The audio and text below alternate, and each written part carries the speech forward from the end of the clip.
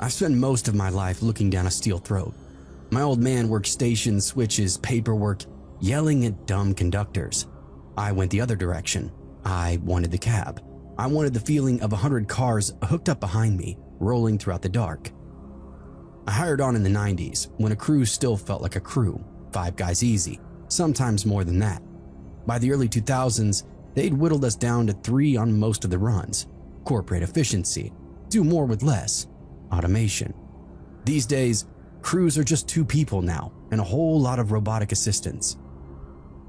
That winter run was across Colorado, grain hoppers and tankers, a long snake of freight behind us, pushing empty across the country where the stations are more suggestion than actual reality. You get these stretches out there where it feels like the tracks are the only thing human beings ever built. No houses, no farm lights, just snow hills, the cold, and the endless dark on all sides of you. It was me in the lead unit, my engineer Rick, and a brakeman named Torres riding the second engine. Good dudes. We'd run together enough that the silence between us felt okay, not awkward or even questionable.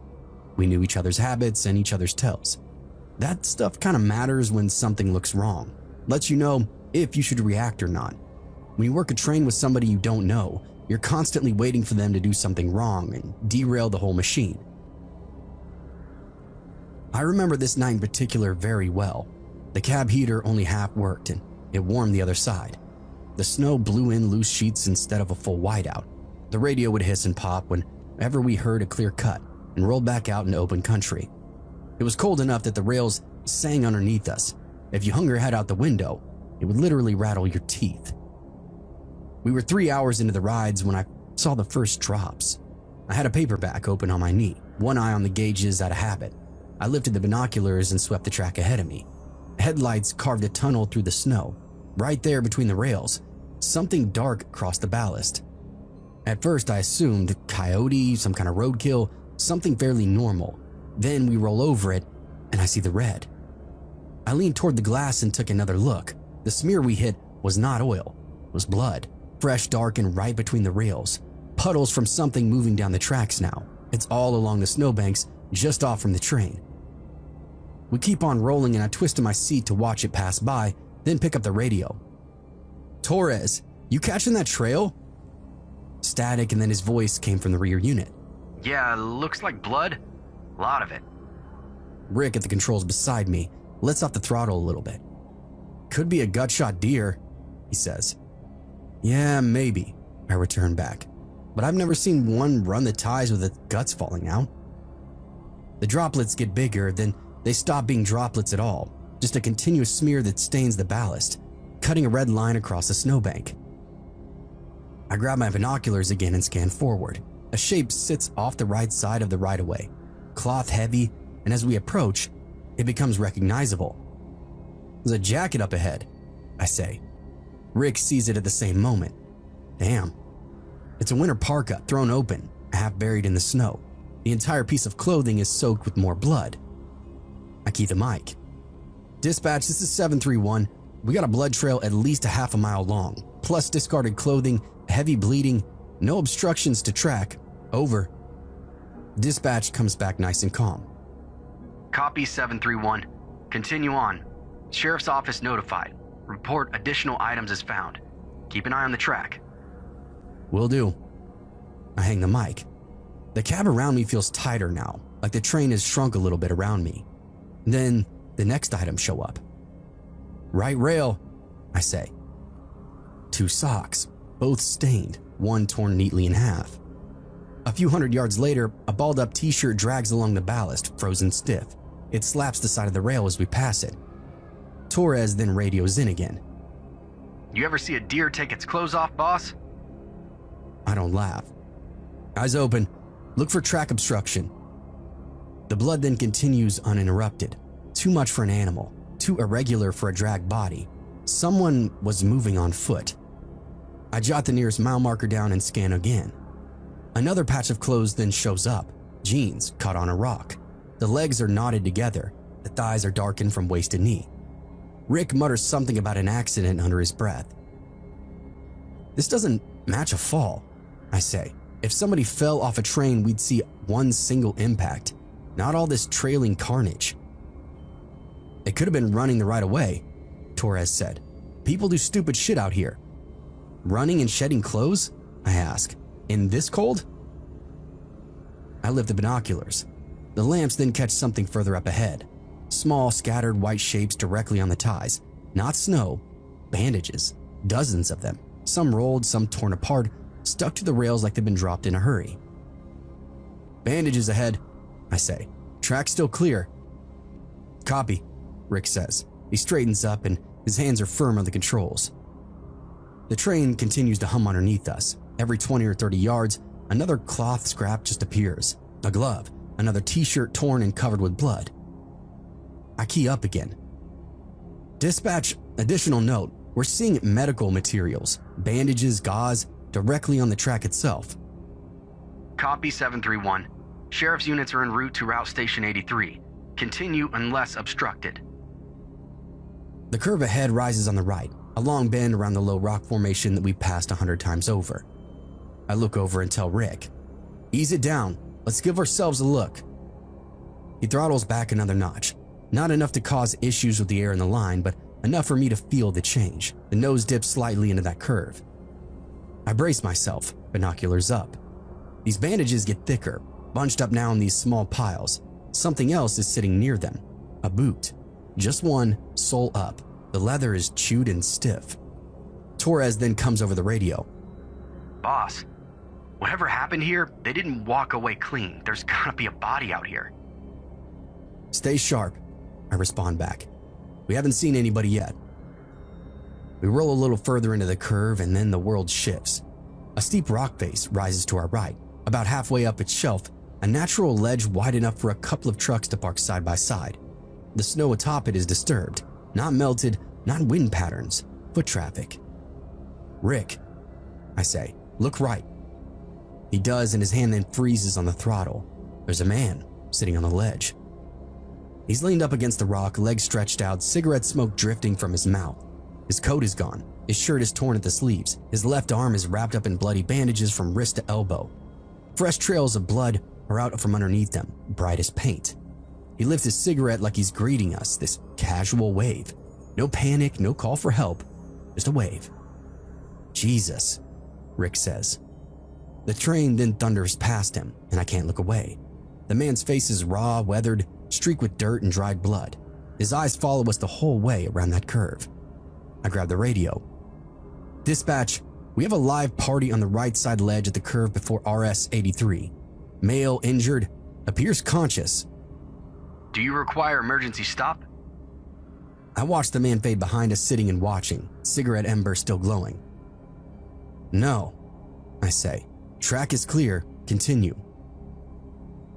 We move in open country. The blood trail finally disappears behind us and Torres comes on again. Boss, did he wave at you? Yeah, I say back. And Rick doesn't speak for a long time. Nobody does. For a while, none of us say anything. The train settles back into its usual noise, but the cab feels different now, like we were passing through a vacuum. I keep writing notes because it's something that I do. Male on ridge, heavy bleeding, conscious, no distress signal. Friendly? Dispatch calls in again. 713, sheriff's units are arriving at RS 83. Confirm last sighting. I read the coordinates back to him. Affirmative. Injured male on the shelf above the curve. Track clear. Copy. Continue as planned. I hang up and Rick keeps his eyes on the rails, but I can tell his mind is still back at that curve. Torres remains quiet in the second unit. A few miles later, the lines open up into a long prairie. Snow and nothing else. No blood, no clothing, just empty country around us. Torres breaks the silence. You think he wanted us to see him? He saw our lights. He could hear us from at least a mile off, I say. Hard to say what his goal actually was. He didn't seem like he needed help though, right? I can't argue. The man on the ridge wasn't panicking, he was waving or maybe trying to flag us down. He looked completely aware, and that's the best word I have for it. Rick finally speaks up. Guy loses that much blood and sits up smoking in that temperature? He needed help and probably didn't even realize it. The police will help him, they have to. I shrug. Yeah, that's the best case. What were we gonna do for him? But even as I say that, I know it doesn't answer anything. We're not doctors. We aren't prepared for a fatally bleeding stranger. We hit our checkpoints, finish the run, and swap crews. Before Torres climbs down, he stops in the doorway and says to me, "Just so I know, he was really there, right?" "Yeah," I tell him. Rick nods and all three of us confirm. Later that morning, dispatch forwards over a short sheriff's report. Blood trail confirmed, clothing collected, medical bandages found, no subject located, search ongoing. And it's the last line that sticks with me. 5 days later, when I'm back on shift, I ask dispatch if any update ever came in. He scrolls and squints at his monitor. Sheriff closed it out," he says. "Said the guy probably moved on before deputies got there. Might have found a road or a ranch house. Happens more often than you think. A lot of vagrants out that way." I thanked him, but that explanation doesn't tell me anything. The man we saw was not wandering or confused. He'd left miles and miles of blood and clothing behind him, patched himself up repeatedly. He'd made it to a high ledge in freezing weather and just sat there waiting for something. Maybe us. Who the hell knows? He acknowledged us, and that was it. No shout, no gesture for help, just a wave like the whole situation was completely normal. It made me think we saw some kind of ghost out from the Old West. And every time I've run that stretch ever since, I look toward that shelf. I never see anybody there, but I still check. It's automatic. My new normal. Whatever the hell happened out there didn't end neatly.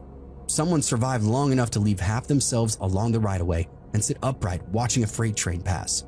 And the sheriffs never found him. I was 21 the winter that I almost died. I'd left Phoenix before dawn, cocky and under-caffeinated, driving a '99 Corolla that rattled every time I took it over 60. I was heading east through the high desert, cutting across northern New Mexico toward Texas. Nice, long, empty highways. I'd done that route twice before in the summer, when the worst thing that you had to worry about was a shredded tire or a jackrabbit. The weather app said it was clear, cold with a little light wind. Nothing about the sky closing in on me. Hell, this was the Southwest. Storms and blizzards aren't really our thing out here, so I didn't give it any thought. But by mid-morning, the world around me had gone gray. At first, it was just a haze on the horizon, like some dust coming up. Then the light started to dim. The first flakes hit my windshield, slow, lazy, and pretty, actually. I remember thinking, snow, that's different. I turned on my wipers and kept my foot steady on the gas. 10 minutes later, those flakes were the size of quarters. They slapped the glass in wet bursts, smearing any clear vision that I had. My wipers were crap, rubber peeling, leaving these icy streaks. The defroster fought the cold and was easily losing. A film began to creep up on the inside of the glass, so I wiped it with my sleeve, smearing it more in the process. As you can imagine, this was a problem. Now, I should have turned around then. I should have taken the last exit 20 miles back, but I was 21, broke and stubborn, halfway between where I'd been and where I needed to go. I gripped the wheel tighter and told myself to quit being so dramatic. I was already in New Mexico. I couldn't just flip a switch. Next, the wind kind of rose up out of nowhere. It shoved my little car in these hard, unpredictable gusts. Snow rolled across the asphalt in little waves, filling the ruts left by the previous trucks. My tires were bald as cue balls, losing grip every few seconds. Little slips would jolt my heart right into my throat. "Stay straight," I muttered. "Just stay straight." But the storm continued to thicken up. The horizon now vanished. The sky, the road, and all the fields melted into the same white blur. The world around me shrank into a weak swing of my headlights and the faint shimmer of lane lines already half buried under fresh snow. But I kept driving. Minutes turned into eternity. My hands were aching from gripping the wheel so hard. I dropped my speed to 30, then to 20, then whatever felt slow enough not to die and fast enough not to get stranded. If I got stuck out here, there would be no getting out. There's no other cars, no other headlights, no taillights, just white, falling, swirling, drifting across that asphalt in front of me. The road was not plowed. 2 narrow trenches ran down the middle where trucks had carved their way throughout earlier. On the other side, snow was piling up like walls. Any small drift that I hit tried to drag the Corolla sideways. My bald tires were not going to win any fights. "Come on, don't overcorrect," I whispered to myself. My dad used to say it every winter. "You jerk the wheel, you die." A hard gust then shoved my car. I slid half a lane before I finally caught it, and for a moment, the road vanished completely, swallowed up by that storm. I eased off the gas and steered the car back into the trench.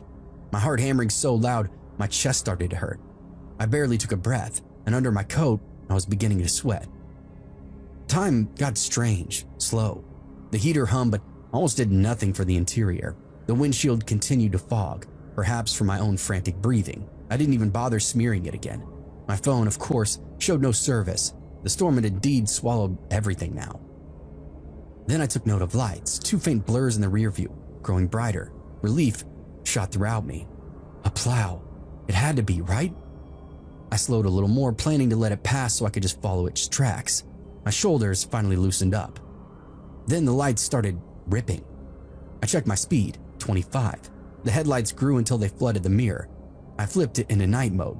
It was still very blinding though. Okay, just go around me, what the hell? But instead the lights locked onto me. I couldn't tell exactly how close they were, but my gut said it was only inches. The glare washed out everything. Snow lit up and vanished into the beams, like sparks hitting a furnace. The truck finally swung left. When I saw it through the side window, tall and heavy, plowing through the snow like it wasn't even there. When it reached my window, I turned my head. It wasn't a plow. A lifted white Chevy Silverado, caked in ice and mud, these off-road tires, a bed full of lumber held down with loose ratchet straps. No company markings, no reason to be out here in this storm. The passenger's window was halfway down. His arm rested on the edge of the door, bare and freezing in the wind. A faded tattoo wound across his forearm. Something faded that I couldn't quite make out. I couldn't see the driver, just a silhouette. They both turned and looked at me. Those pale blue eyes locked on me, washed out and empty. Not curiosity or recognition, just this flat stare. We drove side by side for a few seconds, the wind continuing to howl around us. Then he drifted toward me, the passenger smiling like a complete psycho. Not a sudden swerve, more like this slow push. His fender slid closer to my mirror. I eased over to the right, but the shoulder was nothing but deep, uneven mounds of snow. The tire hit one and pulled hard. No, no, no. I corrected left, and he drifted with me. Our lanes became one thin strip of asphalt. His massive truck owned most of it too. The Chevy's side loomed so close that I could see rust along the bottom of the doors. My mirror started to rattle. Just pass me, please, I said aloud. But he didn't. He eased in again, then backed off like he was testing the boundaries, seeing how close he could get without actually making any contact. The wheel twitched as I hit a patch of ice. I steadied my car again. My mouth was dry as I mulled over my options. Then his engine roared beside me. The Chevy pushed ahead a few feet, then dropped back beside me again. The man did not break eye contact the whole time. He lifted his hand off the door and pointed one finger straight at me. Then he slowly turned his hand sideways and pushed it through the air. Get off the road. I shook my head without meaning to. No, no way. The truck drifted over again, closer this time, close enough that I heard the whine of his tires in the snow. My car skidded right. I fought it, kept it on the only strip of pavement that was left, but he kept leaning, and I was running out of road. He dropped back behind me, and for a second I thought maybe this was all over. He'd finally gotten bored, hopefully. Or maybe the storm made him rethink whatever the hell game he was playing with me. But then, that first nudge hit the back of my car, soft, almost gentle, like somebody bumping a foot up against the rear bumper. Then he hit the fucking gas. The Corolla jerked forward, tires slipping. My breath caught as the wheel became useless now in my hands. Oh, don't do this. Another nudge, harder this time. The truck's headlights filled my mirrors, white, blinding, swallowing the entire back half of the car. Snow whipped between us, horizontal, driven by the storm and our speed, 40, maybe 50. I didn't dare look. I tapped the brakes. The Corolla fishtailed, and behind me the truck surged forward and bumped me again, keeping me going the speed that he wanted me to. I tried the brakes again and smelled smoke immediately. I wasn't driving anymore. I was being pushed. The steering wheel vibrated underneath my palms. Every small turn was meaningless. The car wanted to slide, and the storm wanted to bury me. He wanted whatever he wanted. I still don't know to this day. His engine growled behind me, rising and falling like an oversized heartbeat. Then He began to swing the truck side to side, letting his bumper tap my rear fenders, left, then right, little flicks of force that almost sent me spinning. I fought each and every one, hands locked, breath tight. I'm gonna make it through this. Another tap came, harder. The back of my car slid left and I corrected. He hit the right side. I corrected again, slower this time, because the wheel wasn't answering like it should have been. Tires skimming across hidden ice, road turning into glass underneath me. "Stop!" I screamed. But the next hit was not gentle. It slammed into the left fender and the Corolla just gave up. The back end spun. My world twisted in front of me. Headlights, snow, darkness. Headlights, snow. The tires screamed with every rotation. I tried to steer into the spin, but the car had no grip, no fight, no chance. The ditch then rushed toward me, white, huge, and waiting. I closed my eyes during that final spin out, and my car crashed with this muffled thud. My head snapped forward, the seatbelt locked and crushed my throat. Snow exploded around the car, covering the windows in the thick layer of white. The engine coughed and then suddenly died. And then for a moment after that, everything was silent. The truck roared past me. As it did, I heard a man yell something that I couldn't quite make out, followed by a bottle bursting against the roof, showering the car in a beer that froze before it could even slide down outside the car. He never slowed, he never checked to see if I was alive, just tore off into the whiteout and vanished. I sat there shaking until the adrenaline finally wore off, my phone finally finding this flicker of service. I called 911 and gave them nothing but guesses about where I was. It took an hour for the officers to come and the tow truck to reach me. The cop checked me over, listened to my story, and swept the highway for that Chevy. To my knowledge, they never found it, of course. He said the locals like to drive crazy during the storms, sometimes messing with pass-through traffic. And I guess it's just my lucky day.